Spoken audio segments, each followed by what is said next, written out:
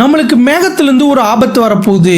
சயின்டிஸ்டுகள் இப்ப ரீசெண்டா ஒரு ரிசர்ச் நடத்திருக்காங்க. அதுல என்ன கண்டுபிடிச்சிருக்காங்கன்னா, மேகத்திலிருந்து வரக்கூடிய மலை தொழிலையும் பார்த்துட்டோம்னா மைக்ரோ பிளாஸ்டிக் இருக்காமா.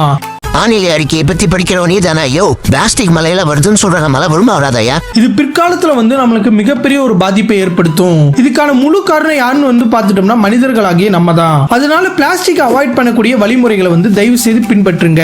இன்னைக்கு செகண்ட்ல ஒரு இன்ட்ரெஸ்டிங்கான ஒரு ஃபேக்ட பத்தி பார்க்க போறோம். அது என்னன்னு பார்த்துட்டோம்னா, செம்மறி ஆடுகள்ல நீங்க ஒரு முட்டாள் நினைச்சிட்டு இருக்கீங்களா? அப்பனா நம்ம தாங்க ஒரு மிகப்பெரிய முட்டாள். உங்க முன்னால் நிக்கிற இந்த ஆடு சாதாரணமான ஆடு அல்ல.